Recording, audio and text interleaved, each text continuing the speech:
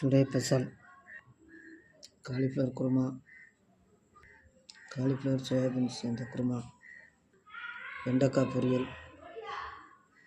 எவ்வளோ அழகாக இருக்குது பாருங்கள் வெண்டைக்காய் பொரியல். முருங்கைக்கீரை பார்த்துடுங்க எவ்வளோ அழகாக இருக்குது பாருங்கள். கீரை பூ மாதிரி இருக்குது பாருங்கள். சாப்பாடு இன்றைக்கி ஒரு புடி. இது வாங்க டேஸ்ட் பண்ணி பார்க்கலாம். குருமா எப்படி இருக்குன்னு பார்ப்போம்.